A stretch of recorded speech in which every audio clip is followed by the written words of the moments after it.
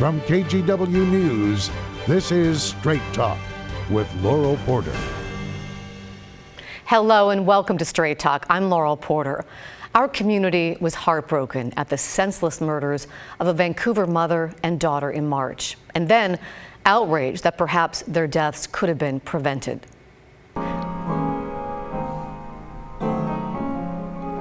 Hundreds gathered at Esther Short Park in late March to mourn the deaths of 27-year-old Michelle Melendez and 7-year-old Layla Stewart. They've been reported missing March 12th. Their bodies found days later in a rural area east of Washougal. Investigators say they'd each been shot in the head, Layla twice. Michelle's ex-boyfriend, Kirkland C. Warren, was arrested on 2 counts of first-degree murder. Investigators say inside a vehicle associated with Warren, they found blood, 22 caliber shell casings, children's clothing matching what Layla was wearing when she went missing, and Michelle Melendez's purse with her ID inside. Warren had been a person of interest in their disappearance and had previously been ordered not to have contact with Melendez after he was arrested and accused of shooting at her apartment last December. In that incident, he was released from jail without any electronic monitoring. We need to emphasize here, Warren has been arrested for Michelle and Layla's murders, but he has not been convicted and is innocent until proven guilty. But the case does raise questions. Could GPS monitoring that would have alerted Michelle and Layla to Warren's whereabouts have helped prevent their murders? It's something that became an option for defendants in domestic violence cases with passage of the Tiffany Hill Law in 2020. Why wasn't it used in this case? In this episode of Straight Talk, we talk about the Tiffany Hill Law, why it might not have been used in the case of Michelle and Layla, and what, if any, action could help prevent future domestic violence tragedies.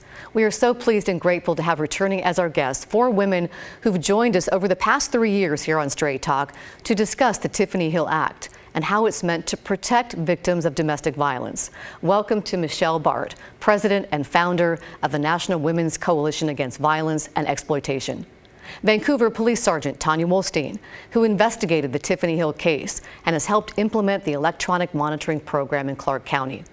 Washington Republican State Senator Linda Wilson from District 17. She sponsored and helped write the Tiffany Hill legislation. We're also pleased to have joining us Democratic State Representative from Vancouver, Sharon Wiley. Welcome back to Straight Talk, everyone. I'm so sorry it's for such a tragic occasion. Thank you. I want to start by asking you, you all were so invested in passing the Tiffany Hill Act and the GPS monitoring it enabled to track a domestic violence defendant. How did the murders of Michelle and Layla impact you all personally? And let me start with Michelle. Personally speaking, it was deja vu all over again. It was just a senseless act that didn't have to take place. You know, especially the 2 women at the end, Representative Wiley and Senator Wilson worked so diligently to have a law passed so that we wouldn't be sitting at this desk again, and here we are. Sergeant Wolstein. Yeah, it did feel like Tiffany's case happened again. Definitely devastating, and after all the work that we had put in to try to prevent these horrible things from happening, it was personally very difficult to handle. Senator Wilson? Well, very much so, the same with me. I was deep into session when I found out they were missing, and then I was actually in a Law and Justice Committee meeting speaking of a domestic violence bill when the alert came across my phone that said that the bodies had been found. And it's crazy how it hits you. It's like you don't get used to this ever. It's just heartbreaking, it's senseless, it's needless, it's wrong. And yeah. Representative Wiley, how did it impact you? For me, there was a historical connection because I first spoke out against domestic violence over 40 years ago. And the fact that we're still here and we have all this technology, we pass laws, every time something comes up that could have been prevented, we look at, is there something we should have in statute that would make a difference? And electronics are so impressive right now. This should have helped. The ankle bracelets, from what I understand, are not easy to get out of. They alert the person and they work, and somehow that didn't happen, and I think we felt pretty darn good when we got your law passed, Linda, and here we are again. You know, there's still a lot to be done. And we'll dig into that a little bit. I want to talk a bit about Michelle and Layla. And Michelle, your organization helped organize a vigil. You all were at the vigil in March. What was the mood at the vigil? What was the atmosphere? Somber. We had to do a public vigil to call for action, to call for help so that this doesn't happen again. And at that point, the family and our organization knew we were going to have a private funeral. So we needed to have something public because so many people have come out, have donated, have supported this family, and our work's still not over. And you mentioned the funeral that was held later on April 19th. Family members were there, and a lot of them wore shirts that said, "Too beautiful for earth," with pictures of Michelle and Layla. Let's listen to what some of the family members had to say. I've admired her my entire life. You know, to lose her like this is like, I feel like I lost a piece of my soul. So sad. But I have to be so strong.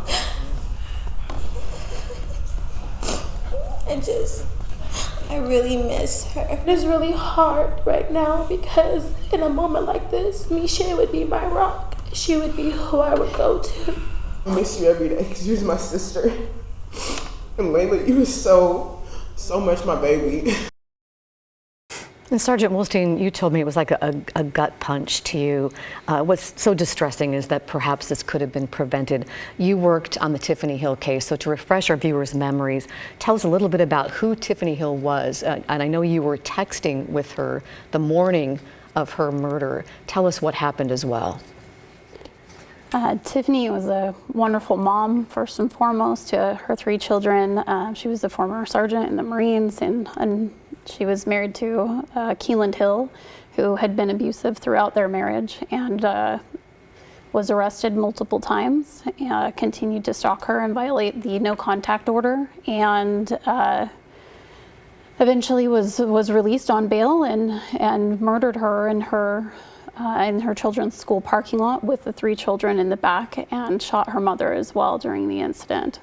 He did all that on his youngest daughter's birthday, and it was extremely difficult as an investigator because our lethality assessment said that she was at great risk of being murdered. She knew she was at great risk of being murdered. The court was told she was at great risk of being murdered by Keeland, and to have that happen felt like it could have been prevented. More could have been done. And Senator, you work so hard on legislation to protect domestic violence victims, so hard on the Tiffany Hill Act. How should it have worked in the case of Michelle and Layla? How is it supposed to work?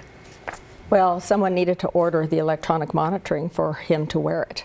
And apparently that didn't happen. And it kind of baffles me because as I was reading about the case when they were missing, all the things that were in his history, in his past, and even recent, where he shot drive-by shooting at her area, at her apartment, that wasn't done because her lethality test was also very high and should have been noted and taken into consideration, and then he should have then had the electronic monitoring on him. Let me backtrack a little bit. Just explain briefly for us, Sergeant, what the lethality test is. So Vancouver Police Department uses a lethality assessment called the Danger Assessment, which was developed by Dr. Jacqueline Campbell, and it gives different levels of risk based off of history between the domestic violence offender and the victim. And so there are 4 different levels of risk. Both Tiffany and Michelle were at extreme risk. So after Tiffany Hill's murder, Representative Wiley, it was said the justice system failed her. Did the justice system fail Michelle and Layla here too? I think so. I think that we don't, most people don't know that the bail system is originally conceived as making people show up.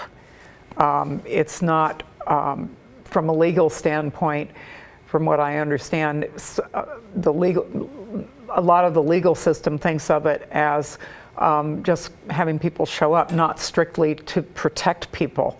But a lot of the rest of us that would think, well, if the person's dangerous, the bail's going to be higher. And we don't, it baffles us. Baffling is a good word for this. It's hard to explain to anybody, even ourselves, why the bail wasn't higher. It was $100,000, and if we have time, we're going to get into more in the bail issue because it's a big, complicated issue too. But I did want to talk about the GPS monitoring even more, so people can see how it works. When you were on last summer, Sergeant, you and Brian Farrell, who was then the court administrator for Clark County, you demonstrated how the GPS technology works. Let's take a look. So this is the device that we put on the offender's ankle. There's a few things that are unique to this device. This is the only device and the only program where we utilize an actual steel cuff that at this point cannot be cut off, which happens on a lot of basic electronic home monitoring devices.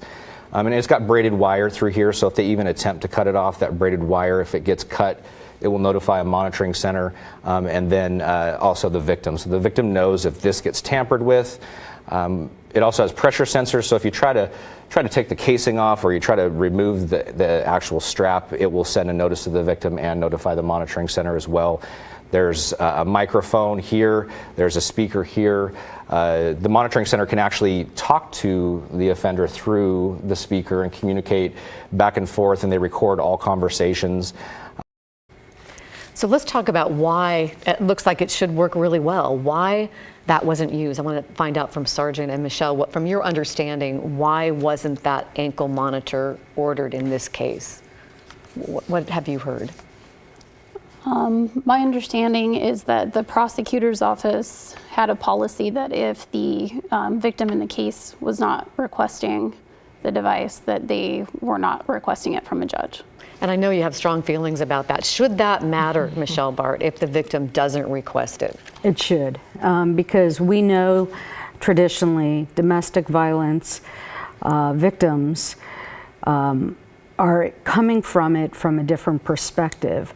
And if the state's going to prosecute an individual for doing harm to someone else, they should be able to ask for the electronic monitoring. Better yet, a judge in that case, or any case, should be able to overrule the request from a DA's office when she knows good and well, or they, that it's going to harm the community.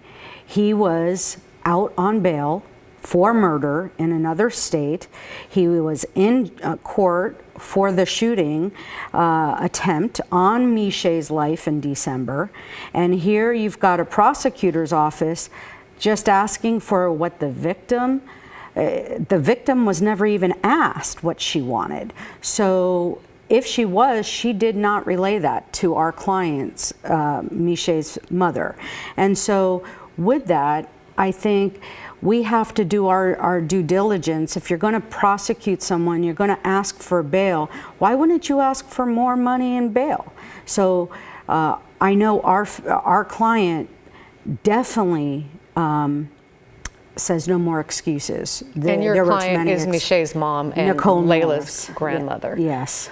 I want to ask you, Sergeant, before we kind of get into more legislation, what can be done from your point of view? What can be done to prevent this from happening again?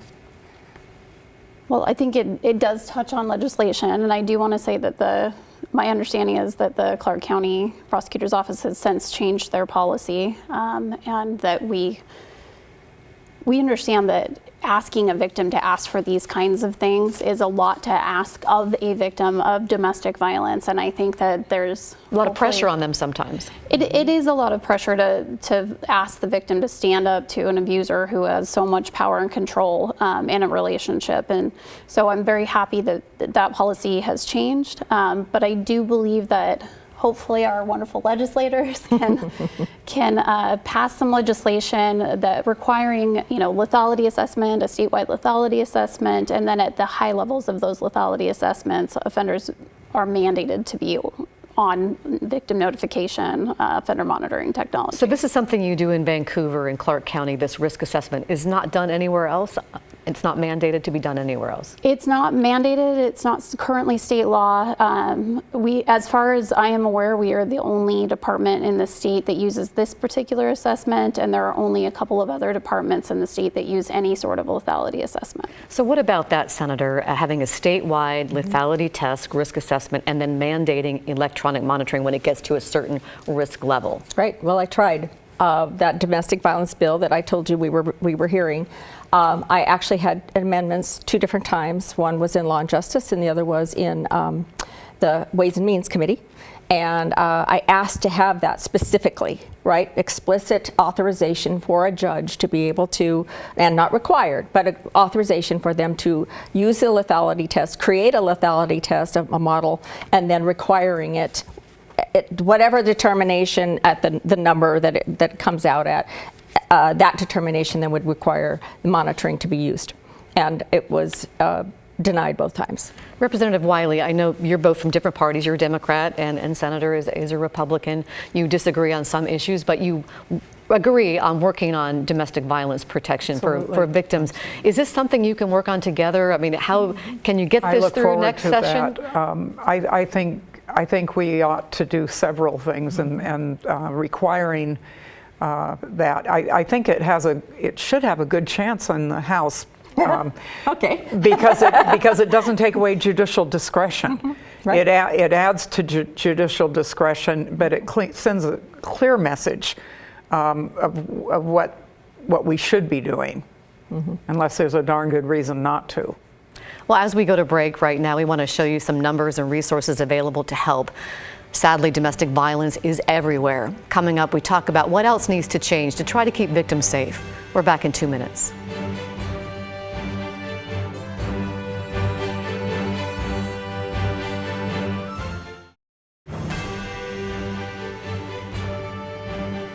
Welcome back to Straight Talk. I'm Laurel Porter. We're talking about domestic violence and how best to protect victims and prevent future cases. A recent tragedy in Vancouver, the murders of 27-year-old Michelle Melendez and her 7-year-old daughter, Layla, have painfully demonstrated that much more needs to be done. Welcome once again to my guests, Republican Washington State Senator Linda Wilson and Democrat Washington State Representative Sharon Wiley, Vancouver Police Sergeant Tanya Wolstein, and Michelle Bart, president and founder of the National Women's Coalition Against Violence and Exploitation. Thank you once again for being here. Michelle, you mentioned in the first segment that you are an advocate and you're representing Nicole, who is Michelle's mother and Layla's grandmother, and you represent a lot of other victims. You advocate for them. Domestic violence is really everywhere, isn't it? People may not realize that, but you see it firsthand. It is very prevalent. And more so since 2020 when the pandemic hit. Things seem to escalate from there, and I'm sure the sergeant can talk about numbers. But ultimately, domestic violence is all around us, and we advocate, if you see something, say something, because in this particular case, it may have saved a couple lives. Because people saw some things that might have alerted police. Saw, heard, and again, we never know what's happening next door, but when you do, there are so many hotlines that you've been showing on the show that folks can actually call in anonymously or do a welfare check and not even have to give your name. Just one phone call could save a life. So Sergeant, just how common is domestic violence? What are the numbers in Vancouver? Unfortunately, it's very common. We have over 5,500 cases a year in Vancouver, and that grows year over year. As Michelle said, since the pandemic, we've seen 10 to 30% increases year over year. So we have quite a few cases. You've told me like 20 to 40% of all your calls are domestic violence calls. Yes, 20 to 40%, and they're our most dangerous calls. And you've told me that you would really like to see a cultural shift, like we saw with drunk driving and how it's not acceptable. Tell me about that. Yes, unfortunately there's this I don't want to be involved and this is a family matter, and all those things kind of are still in society views it that way. But like drunk driving, we do need to have a paradigm shift, and this is a problem for all of society. This isn't just a problem for the people in the relationship. This is something that everyone should be educated on. We should be educating our children on these kinds of warning signs in relationships. It is a society-wide problem. It doesn't matter the demographic of people you're talking about. Everyone is affected by domestic violence. And Representative Wiley, Clark County's really done more than most every other county in Washington to try to help prevent these tragedies and protect domestic violence victims. You've worked for decades to try to educate people, but you've said so much more needs to be done. And I think it has to be a culture change that happens with every new generation of people. People need to understand that it's not one undone. We don't just pass a few laws and then we solve the problem. What people don't understand is that if somebody is in an abusive relationship, they always have hope. They stay because they have hope. Most survivors that escape try to escape more than once. And then they're ashamed to ask for help the second time. We need to understand that reality is hard to escape from, and we don't. And if somebody we care about is being abused or being even talked to badly, we get angry that they won't do anything about it. That is a barrier. That isolates the victim and prevents that victim from being a strong survivor and moving on with her life. So I think that it's something we need to talk about more, and we need to learn about the dynamics, and every case is different, but we're never going to solve the problem just with laws. And Senator and I are going to pass anything we can get through, and we're going to work together, but we're still going to have to train and share knowledge and just keep educating every new generation. And Senator Wilson, you as a child witnessed domestic violence. What would you like to say to domestic violence victims? Well, when I watched this happen in my family, it was 50, 60 years ago, and it was a family affair, right? But rarely did the police want to get involved. But that's not the same now. And I know that for many women, in most cases, many women, they feel what they see at home and what they feel at home is what they know. So they're afraid to go out because they don't know how the partner will react. But there's so many areas out there now, like Tanya said, that help our community. There's so many avenues out there where you can get the help. That's what happened with Tiffany, right? She finally confided in her friends who surrounded her, and then her community surrounded her, and then then this happened. And of course the Tiffany Hill law wasn't in effect at that point, but because of Tiffany, that law got passed. Michelle, we have about a minute left. I want to give you an opportunity to give us a final thought. I just want to say that although this is a senseless act of violence, we can still make a difference. We can still make things change if we have to train the judicial system to understand what they're doing, why they're doing it, and who they're trying to protect, whatever it takes. But also know that women, just like men and boys, anyone can be abused, and at the end of the day, we have to keep saying no excuses. No more excuses, because lives matter, and everyone's lives matter. And you've said that you're going to be with Nicole through this whole process, the court process. We are. We've been faced with not only the court hearings leading up to trial here in Clark County. He also has hearings galore for Arkansas, and then a situation now in Oregon with somebody in his life that affected Mishay's. So we're in that one too. I want to thank you all for joining us here, but we do have more time in a bonus episode. We're going to dig into the bail topic. And if you or someone you know is affected by domestic violence, help is available. The numbers are on your screen right now. Thank you for watching, and thank you for listening to our podcast. And listen to our bonus episode where we continue the discussion. Thanks for watching, and we'll see you next week for Straight Talk.